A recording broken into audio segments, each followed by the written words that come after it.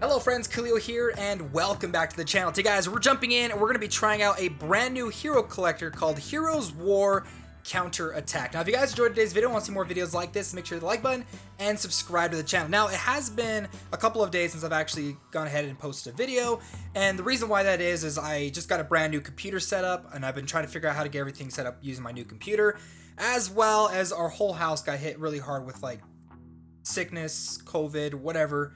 And yeah, it was a pretty rough week last week, but I'm back. We're jumping in. We're doing some gameplay videos. So let's go ahead and just jump straight into the story gameplay mode. Now, when it comes to Heroes War Counterattack, this is a pretty interesting game because I feel like they take a lot of different gameplay elements from a lot of different hero collectors, and then they add like their own twists on it.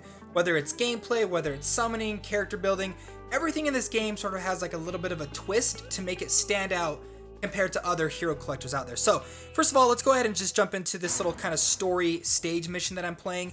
This is every once in a while when you're playing through like the main storyline, you'll have an opportunity where you play a different type of game mode.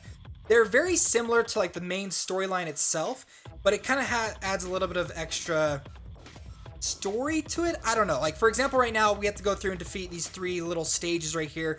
We get some story that we can play through, and now the story of this game, it's okay. I don't think it's like amazing in any way, but I do like the world, like the zombies and everything like that. I'm a big fan of zombies.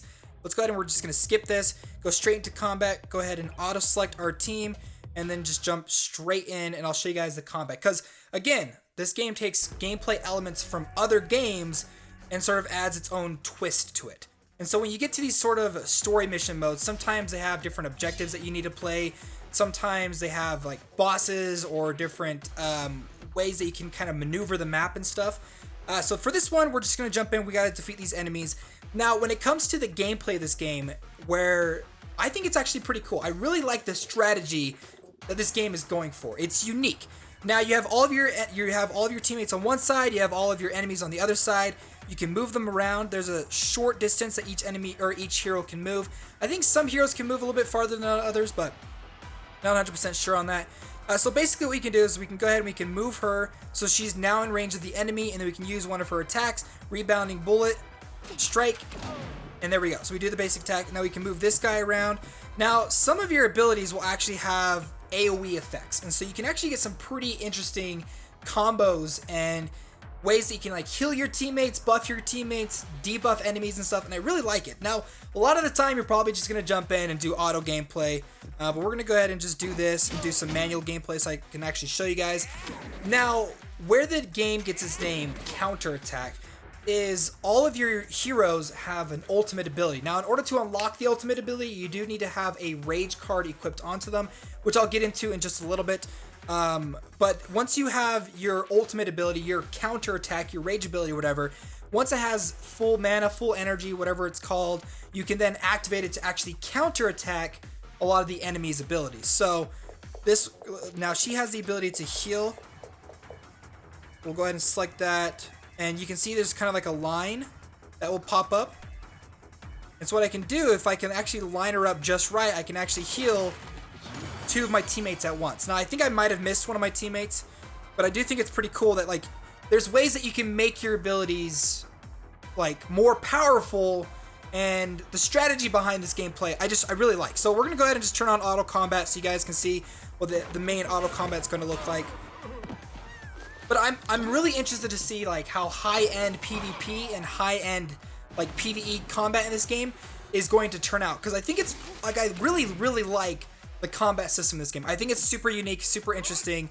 Again, most of the time you're probably just gonna jump in and do auto gameplay and stuff like that, but we'll go ahead and finish off this combat stage. Now that's a buff ability that gives shields to my heroes. Now if I were able to like move all my heroes together, I'd be able to use it so all of my heroes can get a shield ability. There's even abilities that will like move your enemies around, like reposition them in certain areas so you can actually get better stats, better damage, and everything like that. There goes another healing ability, and then we should be able to take this guy out. And I think that's it. Victory. We've defeated that stage. We get some experience potions, or some XP for our teammates, some items help them boost them up. And then these items right here, the Neo Stones, which we'll talk about a little bit later, has to deal with the actual collecting of your heroes. Because when it comes to collecting heroes, the gacha system in this game, it's not like other gacha games. It's actually pretty different. Now, you have this contract system. Now, you have your different sides, you have your different factions on each side, and different heroes that you can collect. Now, there are certain heroes that you won't be able to collect unless you meet their contract conditions. So for this one, the contracted condition for Ziv is reach arena 3,000 points achieved. Once I've reached 3,000 points in the arena, I'll be able to collect Ziv completely for free. I don't have to spend any resources or anything like that. Now, there are a couple of heroes that do require you to spend actual resources to be able to unlock them. You do get tickets that you can use to unlock certain heroes, as well as every day they'll select a hero that you can collect using the Neo Stones. So I need 8,000 Neo Stones to collect Bannon. He's today's hero for this faction, for the Hars faction. And then on the Union faction, we have Murphy. So I think it's interesting. I think it's kind of cool that, like, in order to collect a lot of these heroes in this game, you have to meet certain conditions. You have to play through the game.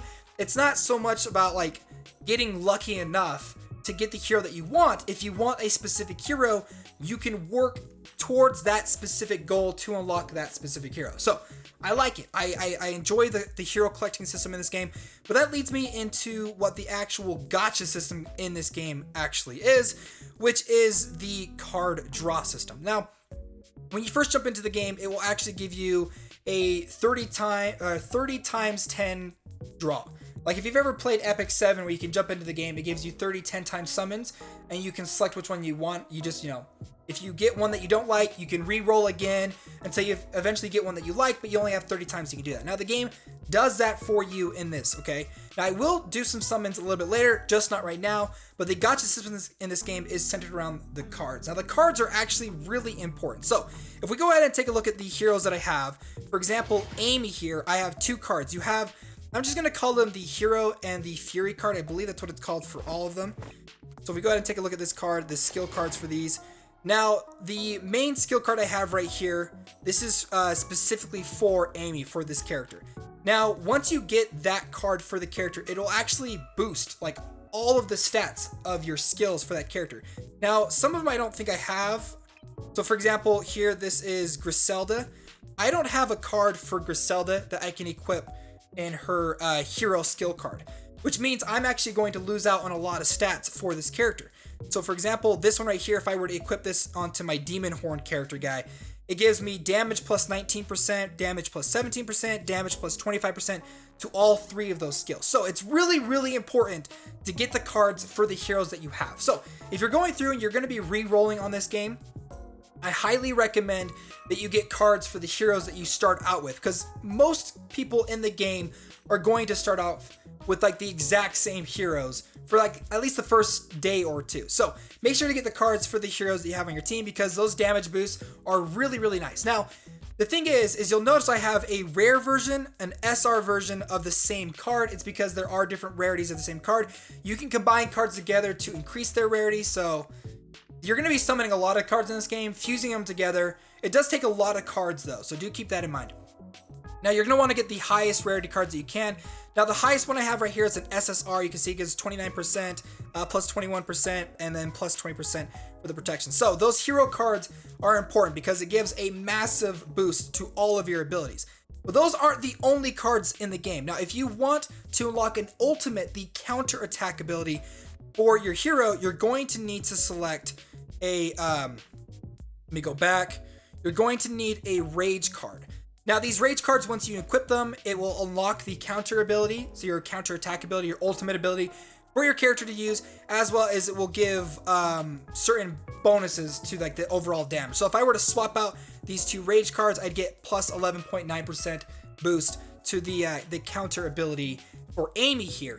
But there is a specific passive ability that these rage cards give. So for this one, it's called the Blessing of Water. Increase the EXP amount of all allies acquired by 2%. The other one is called Defense Signal. Increase the defense of all allies by 3% for 2 turns when the battle begins.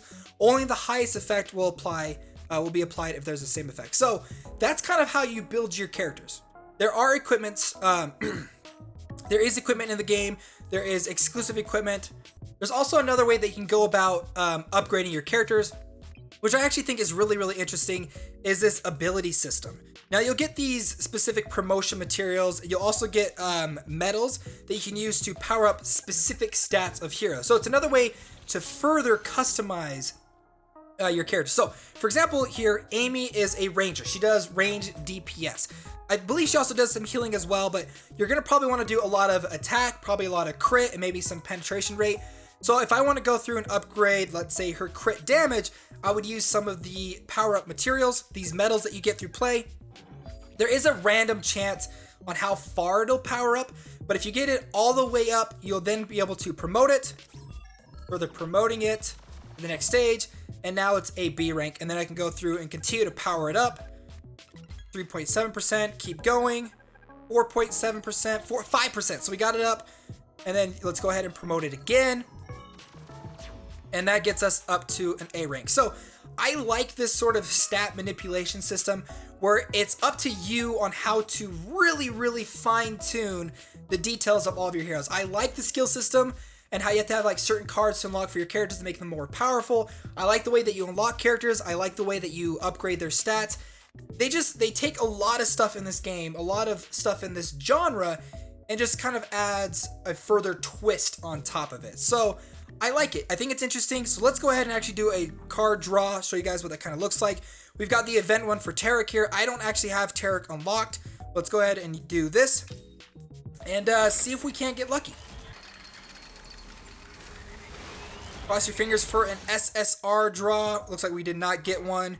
Got a couple. Oh, we did end up getting a rare Tarek skill card. Let's go ahead and do it again. Yes. There is a pity system in this game where once you summon, I believe, 100 times, you're guaranteed an SSR. So do keep that in mind. Wow, that was a really sucky. Now we're getting a lot of Tarot cards. Now again, you can actually combine them together to create a more powerful version of it. So even if you're not lucky enough to get the SSR version and you're only lucky enough to get these basic ones, you'll be able to actually, fuse them together to get the rare one. Now, I actually did get a card that I've been wanting for a while now, and that is one for this character right here. So we can go ahead and now equip it. It will give me boost to all of those. So we can go ahead and equip it, and there we go. Awesome. So there you guys go. Heroes War Counterattack. Super long name. Kind of a couple of confusing systems here and there, but I like this game. I think it's a lot of fun. I really like the combat. I'm excited to see how end game combat's gonna play, where you really do have to be very specific on your movements and your tactics and stuff like that. I enjoy the hero customization. I think the whole skill card system is really interesting. So there you guys go. So hopefully you guys enjoyed today's video. If you guys want to see more videos like this, then make sure to like button and subscribe to the channel. Well, friends, my name's Koolio, and I'll see you next time.